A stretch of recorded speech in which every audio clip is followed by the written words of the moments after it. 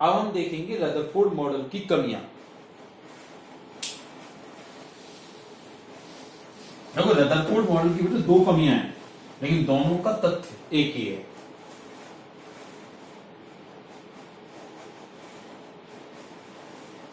Rutherford model की कमियां, पहली कमी है यह मॉडल परमाणु के स्थायित्व की व्याख्या में असफल।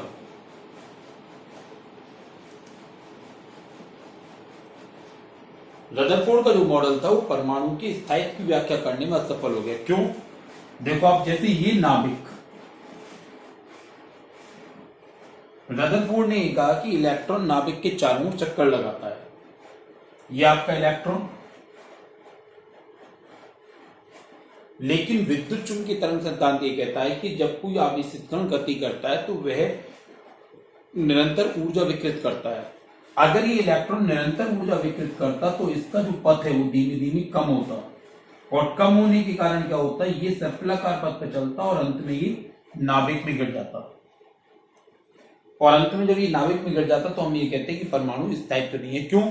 जैसे मान लो आज आपने कोई पदार्थ लिया, उसके परमाणु में 50 इलेक्ट्रॉन है।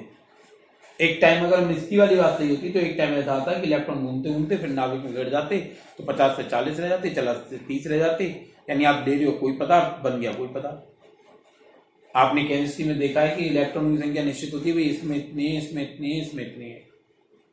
लेकिन अगर रदरफोर्ड के मॉडल को इस वाले के हिसाब से माने तो इलेक्ट्रॉन की संख्या निश्चित हो ही नहीं पाती। क्यों? क्योंकि इलेक्ट्रॉन नाभिक के चारों ओर गति करता। विद्युत चुंबकीय तरंग सिद्धांत के अनुसार जब कोई आवेशित कण गति करता है तो निरंतर ऊर्जा विकृत करता है। निरंतर ऊर्जा विकृत होती तो इसका जो पथ है वो लगातार कम होता, यानी पथ वृत्ताकार न होकर सर्पिला होता, कुंडली के आकार का होता। और जिसमें एक समय ऐसा आता कि अंत में ये इलेक्ट्रॉन की ऊर्जा पूरी समाप्त हो जाती और ये नाभिक में गिर जाता, अर्थात परमाणु में स्थायित्व नहीं होता। लेकिन हमें परमाणु में स्थायित्व प्राप्त होता है। तो रदरफोर्ड का जो मॉडल है वो परमाणु के स्थायित्व की व्याख्या करने में असफल रहा। दूसरी कमी इसकी, यह मॉडल स्पेक्ट्रम की व्याख्या में असफल।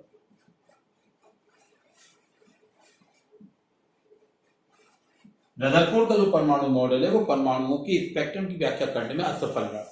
फिर से यही वाली बात है यहां पर कि अगर रदरफोर्ड के मॉडल को देखें तो इलेक्ट्रॉन नाभिक के चारों ओर घूम रहा है, वो ये नहीं बता पाया कैसे घूम रहा है, क्या हो रहा है, क्या नहीं हो रहा है। और अगर हम उस समय के विद्युत चुंबकीय तरंग सिद्धांत को माने कि आवेशित कण गति करेगा तो लगातार ऊर्जा उत्सर्जित करेगा, और जब लगातार ऊर्जा उत्सर्जित करेगा तो क्या होगा कि हमें सारी संभव तरंगदैर्घ्य मिलेंगी, सारी संभव विकिरण मिलेंगी। यानी स्पेक्ट्रम कैसा होना चाहिए फिर हमारा, इसका मतलब स्पेक्ट्रम सतत होना चाहिए, स्पेक्ट्रम सतत होना चाहिए। लेकिन हम जब परमाणु के स्पेक्ट्रमों को पढ़ते हैं तो वो हमें सतत नहीं मिलते, बल्कि हमें जो स्पेक्ट्रम मिलते हैं वो रेखीय मिलते हैं। हमें जो स्पेक्ट्रम मिलते हैं वो कैसे मिलते हैं बेटा, रेखीय मिलते हैं। तो हम ये कह सकते हैं रदरफोर्ड का जो मॉडल है वो परमाणु के स्थायित्व की व्याख्या करने में सफल रहा, और रदरफोर्ड का मॉडल स्पेक्ट्रम की व्याख्या करने में सफल रहा। अगर आपसे रदरफोर्ड के मॉडल की कमी एक नंबर में पूछी जाए कि रदरफोर्ड के मॉडल की कमियां लिखो, तो आप केवल एक एक लाइन लिखकर, यानी ये 2 लाइनें लिखोगे कि रदरफोर्ड का मॉडल परमाणु के स्थायित्व की व्याख्या करने में असफल रहा। दूसरे नंबर पर आप लिख दोगे रदरफोर्ड का मॉडल स्पेक्ट्रम की, परमाणु के स्पेक्ट्रम की व्याख्या करने में असफल रहा। लेकिन अगर यही कमी बेटा आपसे 2 नंबर पूछे जाए तो फिर आप इन्हें हेडिंग बना के डालोगे और इसके नीचे पूरी बात लिखोगे कि इलेक्ट्रॉन नाभिक के चारों चक्कर लगाता तो लगातार ऊर्जा उत्सर्जित करता, और लगातार ऊर्जा उत्सर्जित करने के कारण क्या होता है, इसका पथ कम होता जाता, इसकी पथ की त्रिज्या कम होती है, इसका पथ सर्पिलाकारी कुंडली नुमा होता, और अंत में ये नाभिक में गिर जाता, अर्थात किसी भी परमाणु में स्थायित्व नहीं होता। लेकिन हमें स्थायित्व देखने को मिलता है। इसी प्रकार यह मॉडल स्पेक्ट्रम की व्याख्या नहीं कर पाया।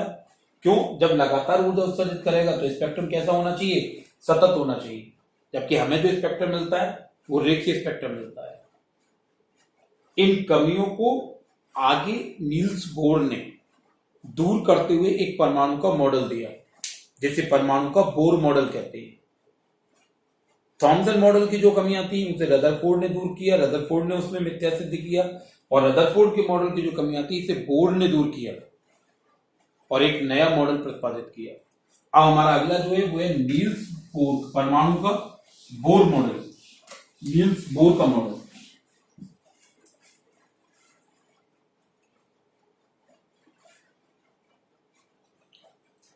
अगला बेटा आपका है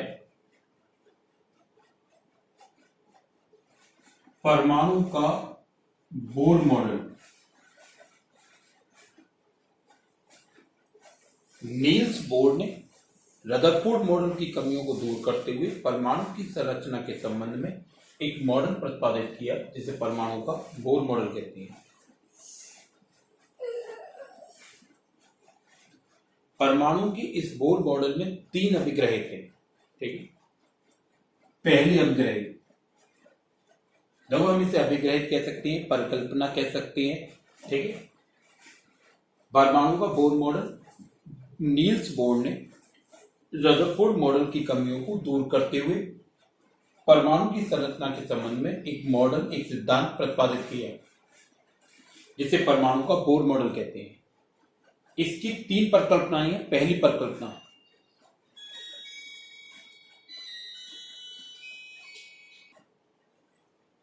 इसकी पहली परिकल्पना कि इलेक्ट्रॉन नाभिक के चारों ओर, इस इलेक्ट्रॉन नाभिक के चारों विशिष्ट वृत्तीय कक्षाओं में चक्कर लगाता है और चक्कर लगाते समय ना तो ऊर्जा का उत्सर्जन करता है ना ऊर्जा ग्रहण करता है।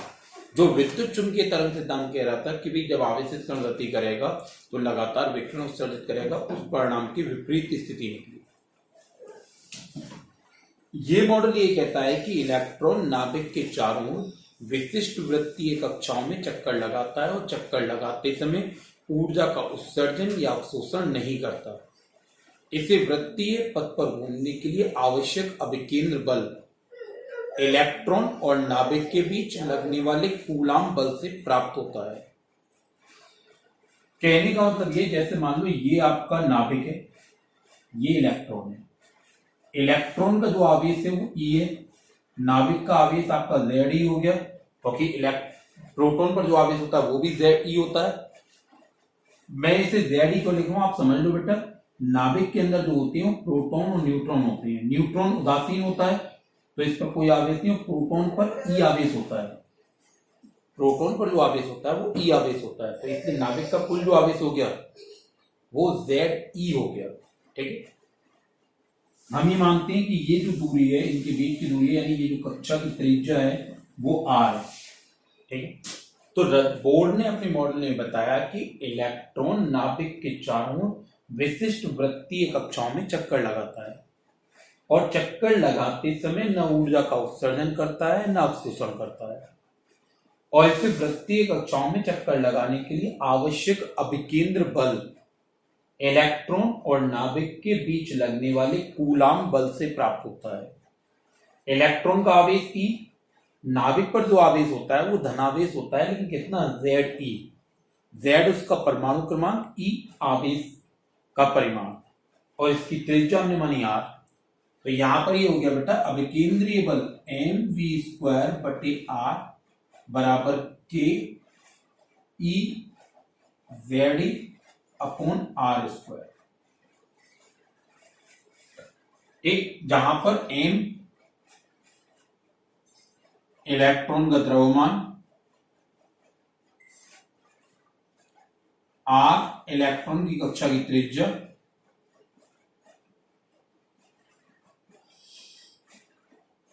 V कक्षा में इलेक्ट्रॉन की चाल, E इलेक्ट्रॉन का आवेश, Z परमाणु क्रमांक है।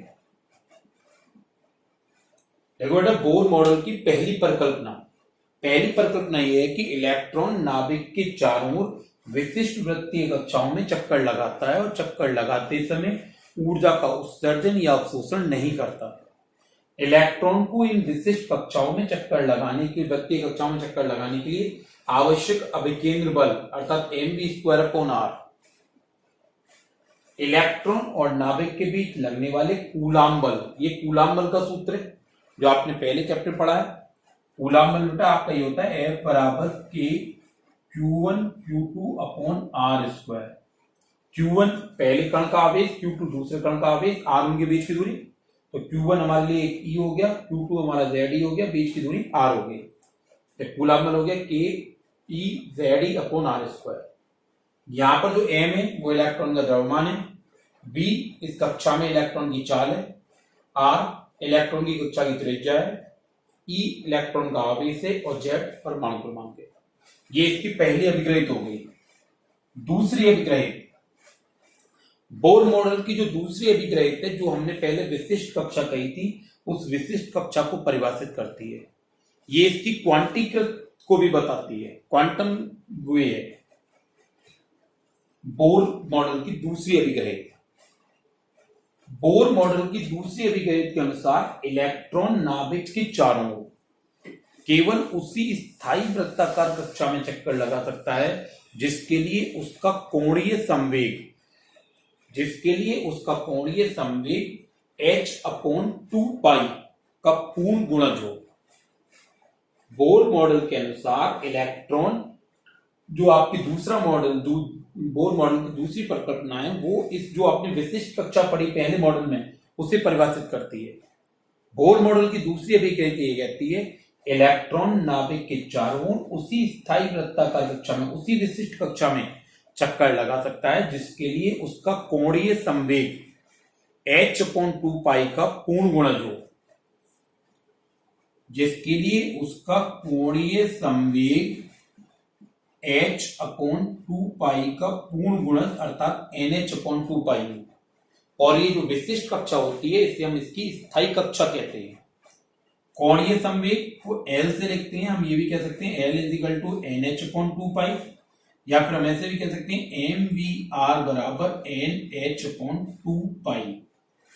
m इलेक्ट्रॉन का द्रव्यमान, v इलेक्ट्रॉन की चाल, r इलेक्ट्रॉन की त्रिज्या, r इलेक्ट्रॉन की कक्षा की त्रिज्या, n उसकी मुख्य क्वांटम संख्या है। n क्या है? मुख्य क्वांटम संख्या, अर्थात ये कक्षा की संख्या है। जैसे मान लो अगर पहली कक्षा में हो रही है तो हम r1, दूसरी हो रही है r2, हम इससे फिर यहां पर rn vn भी लिख सकते हैं कि nवीं कक्षा में चक्कर लगा रहा है तो ये त्रिज्या rn और वेग vn है। ये बोर मॉडल की दूसरी परिकल्पना है। तो बोर मॉडल की द्वितीय अभिग्रहित के अनुसार जो दूसरी अभिग्रहित है वो इलेक्ट्रॉन की इस विशिष्ट कक्षा को व्यक्त करती है, और इस दूसरी अभिग्रहित के अनुसार इलेक्ट्रॉन नाभिक के चारों ओर उसी विशिष्ट कक्षा में चक्कर लगा सकता है। इस विशिष्ट कक्षा को हम स्थायी कक्षा कहते हैं। उसी स्थायी कक्षा में चक्कर लगा सकता है जिसके लिए उसका कोणीय संवेग h/2π का पूर्ण गुणज हो, अर्थात कोणीय संवेग nh/2π हो। कोणीय संवेग को L से दिखाते हैं तो L = nh/2π, mvn rn बराबर nh/2π। n मुख्य क्वांटम संख्या है, h आपका प्लांक नियतांक है, प्लांक नियतांक।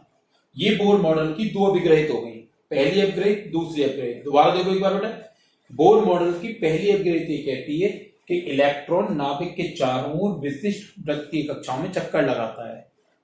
चक्कर लगाते समय ना ये ऊर्जा का उत्सर्जन करता है ना अवशोषण करता है, और इसे चक्कर लगाने के लिए आवश्यक अभिकेंद्र बल इलेक्ट्रॉन और नाभिक के बीच लगने वाले कूलाम बल से मिलता है, अर्थात अभिकेंद्रीय बल mv²/r किससे मिलना है? कूलाम बल से, K E ZE/r²। कूलाम बल का सूत्र F बराबर K(Q1Q2)/r²। यहां पर m इलेक्ट्रॉन का द्रव्यमान, r इलेक्ट्रॉन की कक्षा की त्रिज्या, v इलेक्ट्रॉन की कक्षा में चाल, कक्षा में इलेक्ट्रॉन की चाल, e इलेक्ट्रॉन का आवेश, z परमाणु क्रमांक है। बोर मॉडल की जो दूसरी अभिग्रहित है वो स्थायी कक्षा को व्यक्त करती है, यानी इसकी जो विशिष्ट कक्षा है उसे व्यक्त करती है। इलेक्ट्रॉन जिस विशिष्ट कक्षा में चक्कर लगाता है उसे स्थायी कक्षा कहते हैं। और बोर मॉडल की दूसरी अभिग्रहित के अनुसार इलेक्ट्रॉन नाभिक के चारों उसी स्थायी कक्षा में चक्कर लगा सकता है जिसके लिए उसका कोणीय संवेग h/2π का पूर्ण गुणज हो, अर्थात कोणीय संवेग बराबर nh/2π। कोणीय संवेग को L से दिखाते हैं तो L बराबर nh/2π, या फिर हम कह सकते हैं mvn rn बराबर nh/2π। यहां पर n मुख्य क्वांटम संख्या है, या फिर आप ऐसे समझ सकते हो कक्षा की संख्या है, कौन सी कक्षा में चक्कर लगा रहा है। और h प्लांक नियतांक है, m इलेक्ट्रॉन का द्रव्यमान, Vn वेग, Rn त्रिज्या है।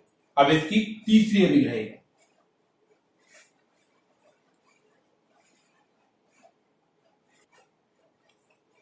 इसकी तीसरी अभिक्रिया से पहले आप एक चीज समझो बेटा कि जैसे ये आपका नाभिक, ये नाभिक के चारों ओर इलेक्ट्रॉन की विभिन्न वृत्तीय कक्षाएं, जिसे हम स्थायी कक्षा कहते हैं।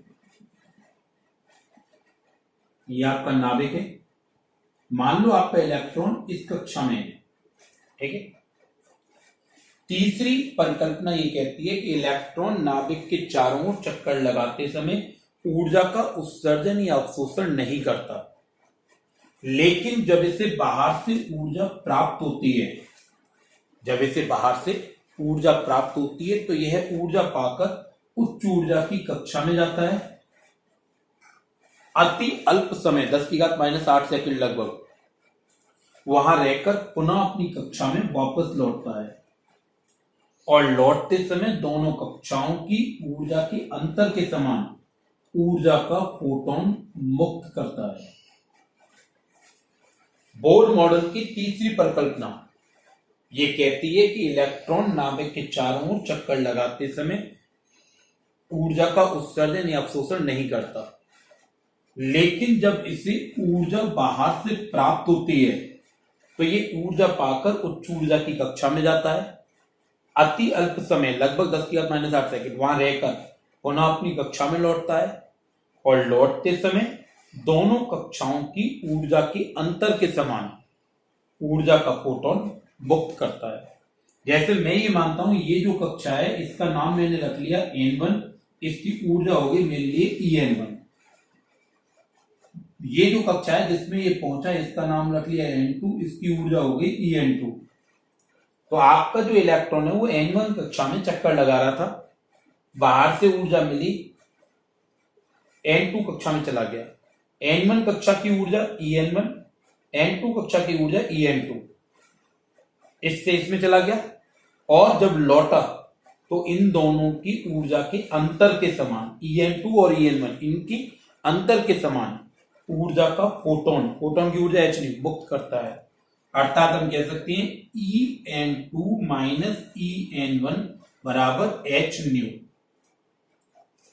जहां En1 N1v कक्षा की ऊर्जा, En2 N2v कक्षा की ऊर्जा, h प्लांक नियतांक और न्यू आवृत्ति है, या फिर हम कह सकते हैं h न्यू इकट्ठा कह दूं तो ये फोटोन की ऊर्जा है। ये इसकी तीसरी परिकल्पना है, ठीक है। ये आपके बोर मॉडल की तीनों परिकल्पनाएं होगी बेटा, एक बार देखो इन्हें, ये बहुत इंपॉर्टेंट है, अक्सर पेपर में पूछी जाती है, कभी दो और कभी तीनों पूछी जाती है। बोर मॉडल ने रदरफोर्ड मॉडल की कमियों को दूर करते हुए परमाणु की संरचना के संबंध में एक मॉडल प्रतिपादित किया जिसे बोर मॉडल कहते हैं।